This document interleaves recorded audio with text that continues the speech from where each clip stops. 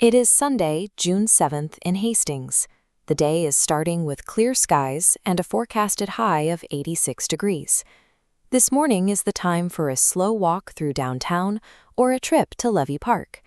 Light summer clothes are the best choice for running errands before the afternoon humidity begins to climb.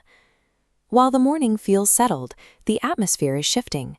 You'll want to keep one eye on the sky as those clouds start to build later in the day.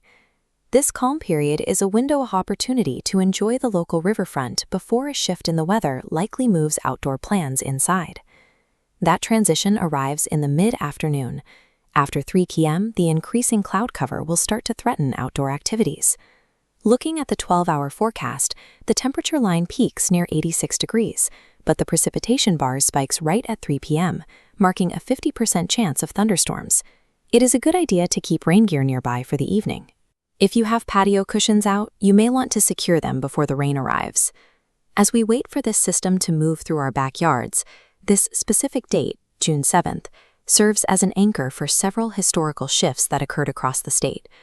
Moving the focus from Hastings to the broader map of Minnesota, June 7th marks several moments that helped define the state's character.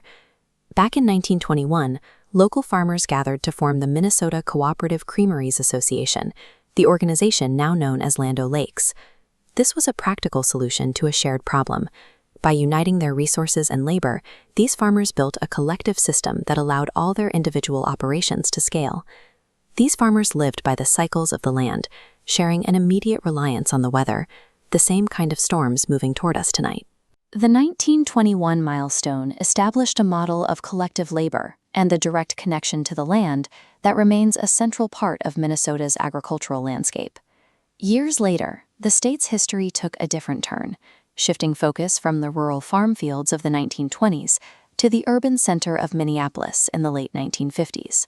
Musician Prince Nelson was born on June 7, 1958. His birth turned this date into a notable moment on the state's cultural calendar.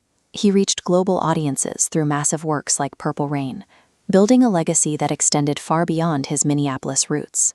These two June 7th events sit right side by side, the quiet effort of 1921 farmers and the loud, singular global icon.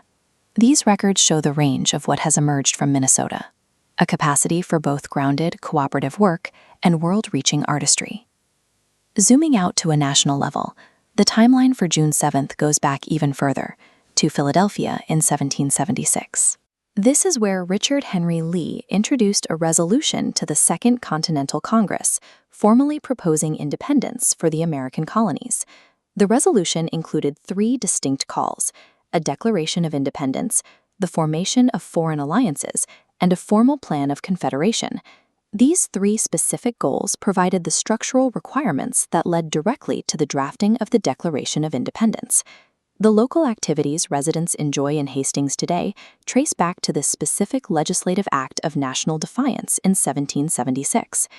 Returning to the immediate reality in Hastings, the timeline moves past midnight and into the early hours of Monday. The forecast calls for an 80% chance of rain after 1 a.m.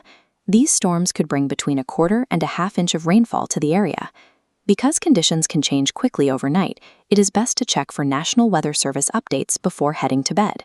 As the rain falls tonight, it connects a quiet Sunday in Hastings to the larger timeline of state milestones and the national resolutions that came before them.